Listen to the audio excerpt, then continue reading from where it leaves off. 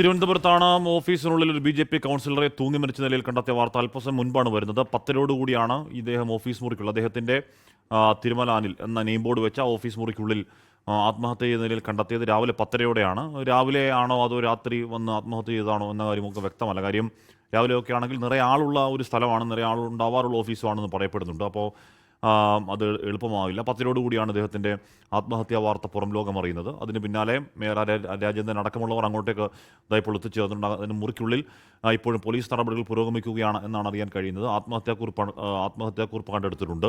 അതിൽ ചില പരാമർശങ്ങളുണ്ട് എന്ന് പറയപ്പെടുന്നു. പോലീസ് നൽകുന്ന വിവരങ്ങളാണ്. ഈ ഫോണിൽ ആർക്കൊക്കെ മെസ്സേജ് അയച്ചു തുടങ്ങിയ കാര്യങ്ങളിലൊക്കെ ഇനി വ്യക്തത വരേണ്ടതുണ്ട്. BJPക്കെതിരെ ആത്മഹത്യാക്കുറിപ്പിൽ പരാമർശമെന്നൊരു സൂചന. അനിൽ നേതൃത്വം നൽകുന്ന സഹകരണ ബാങ്ക് സാമ്പത്തികമായി തകർന്നപ്പോൾ പാർട്ടി സംരക്ഷിച്ചില്ല എന്നൊരു സംശയം ആത്മഹത്യാക്കുറിപ്പിന്റെ അടിസ്ഥാനത്തിൽ അവിടെ നിൽക്കുന്നവർ പറയുന്നുണ്ട്. മനീഷ് മഹിപാല വാർത്തയുടെ വിവരങ്ങളുമായി ചേരുന്നുണ്ട്. മനീഷ്, ഇപ്പോഴും ആ മുറിക്കുള്ളിൽ പോലീസുണ്ടോ? അകത്ത് പോലീസ് നടപടികൾ പുരോഗമിക്കുകയാണോ? ബാക്കി സംസ്കാരമടക്കമുള്ള കാര്യങ്ങളെപ്പറ്റി നേതൃത്വം എന്താണ് പറയുന്നത്? മനീഷ്.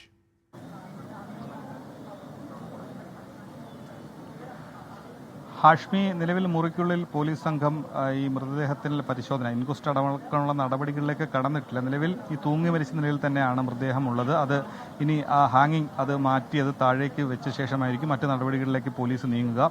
നിലവിൽ പ്രധാനപ്പെട്ട BJP നേതാക്കൾ ഈ സ്ഥലത്ത് വന്നിട്ടുണ്ട്. അവർ കൂടി ഈ സ്ഥലത്തെത്തി ഈ ഓഫീസിനുള്ളിൽ ഈ മൃതദേഹം ഉള്ള സ്ഥലത്തേക്ക് എത്തിച്ച് ഉള്ള കാര്യങ്ങളൊക്കെ തന്നെ പോലീസ് വിവരങ്ങൾ തേടിയിട്ടുണ്ട്.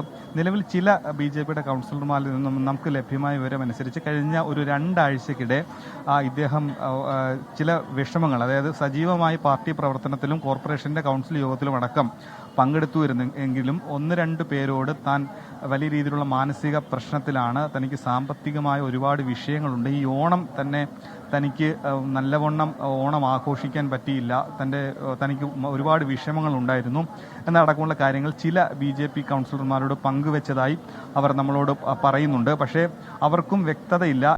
ലോകത്തെവിടെയായാലും ഏത് സമയത്തും 24 വാർത്തകളും ഓഗ്മെന്റഡ് റിയാലിറ്റി പാക്കേജുകളും എക്സ്പ്ലെയിനറുകളും വിശദമായി കാണാൻ ഞങ്ങളുടെ YouTube ചാനൽ നിങ്ങൾക്ക് സബ്സ്ക്രൈബ് ചെയ്യാം.